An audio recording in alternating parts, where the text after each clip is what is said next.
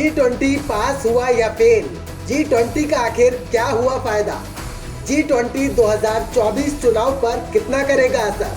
जानिए G20 की 5 बड़ी उपलब्धियां।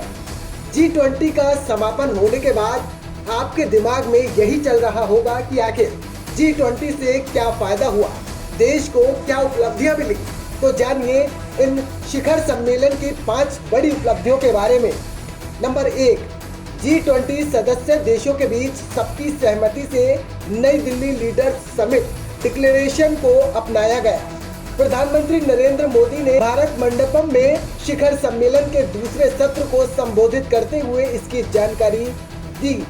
उन्होंने कहा है कि अभी अभी अच्छी खबर मिली है कि हमारी टीमों की कड़ी मेहनत और उनके सहयोग से नई दिल्ली G20 लीडर्स शिखर सम्मेलन घोषणा पर आम सहमति बन गई है।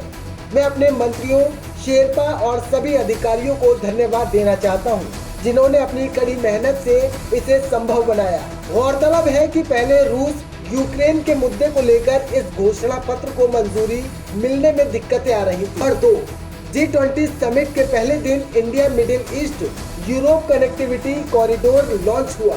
इससे सबसे बड़ा फायदा ये होगा कि इंफ्रा डील से शिपिंग समय और लागत कम होगी, जिससे व्यापार सस्ता और तेज होगा। नंबर 3, भारत के एक और प्रस्ताव पर रजामंदी दी गई है। समिट के पहले दिन ग्लोबल बायोफ्यूल अलायंस लॉन्च किया गया। इसका उद्देश्य टिकाऊ बायोफ्यूल का इस्तेमाल बढ़ाना है। बायोफ्यूल पेड़ पौधों, अनाज, शैवाल, भूसी और फूड वेस्ट से बनने वाला ईंधन होता है और इसे और कई तरह के बायोमास से निकाला जाता है।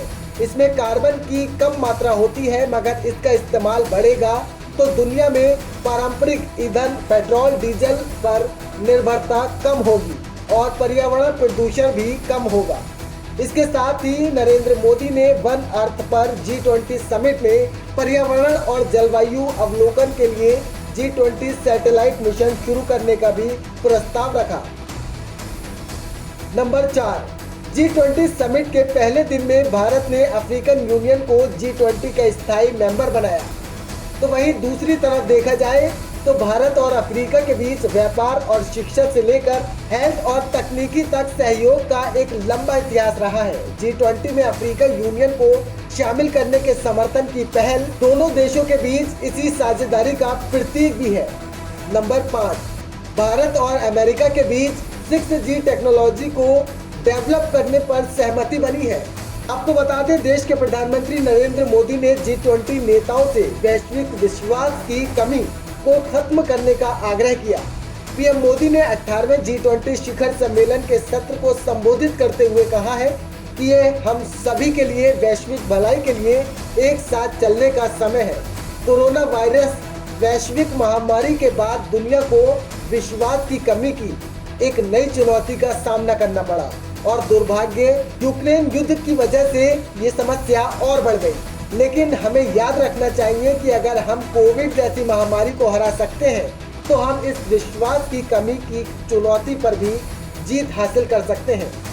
बता दें कि भारत की अध्यक्षता में हुई G20 की बैठकों में 73 ऐसे मामले थे जो विश्व की मौजूदा समस्याओं से जुड़े थे। इसका हल निकालने पर सहमति बनी है, जबकि 39 मामलों पर जरूरी दस्तावेजों के साथ सहमति बनाने पर चर्चा की गई।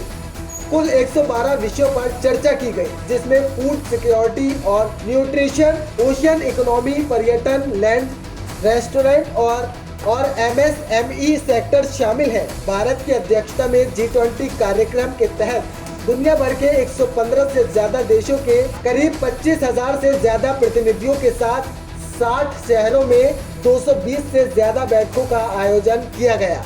इस पूरी खबर पर आपकी क्या कुछ राय बन रही है, हमें कमेंट करके जरूर बताइए। और आखिर में आपको क्या लगता है 2024 इलेक्शन पर G20 का कितना असर देखने को मिलेगा, ये हमें अपनी राय जरूर दीजिए।